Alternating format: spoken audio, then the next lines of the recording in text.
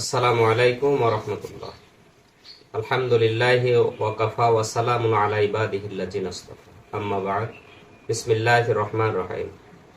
আনিল হারিসিল আশআরি ক্বালা রাসূলুল্লাহি সাল্লাল্লাহু আলাইহি ওয়াসাল্লাম, আনা আমরুকুম বিখামসিন আল্লাহু আমারানি বিহিন্না বিল জামাআতি ওয়াস সামঈ ওয়াত তাআতি ওয়াল হিজরাতি ওয়াল জিহাদি ফি সাবিলিল্লাহ।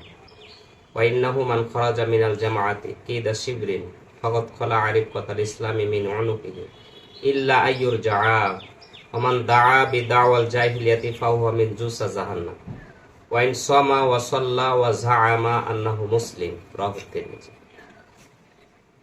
হারিস আল-আশআরি রাদিয়াল্লাহু তাআলা থেকে বর্ণিত, তিনি বলেন, নবী করিম সাল্লাল্লাহু আলাইহি ওয়াসাল্লাম বলেছেন, আমি তোমাদেরকে 5টি বিষয়ের নির্দেশ দিচ্ছি।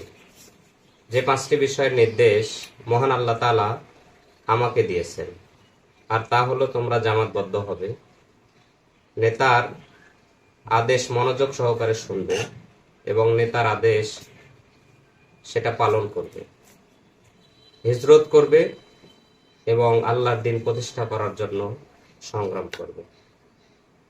আর কোনো ব্যক্তি যদি জামাত বা দল থেকে এক বিঘত নিজেকে সরিয়ে নেয়, তাহলে সে যেন তার গলদেশ থেকে ইসলামের রজ্জুটাকে খুলে ফেলে দিল, যতক্ষণ পর্যন্ত সে জামাতে অথবা দলে ফিরে না আসে।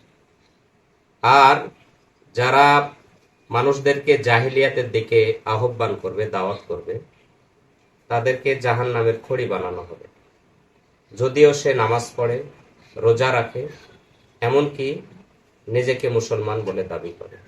আসুন আমরা রাসূলুল্লাহ সাল্লাল্লাহু আলাইহি ওয়াসাল্লামের অত্র হাদিসটি আমল করার চেষ্টা করি।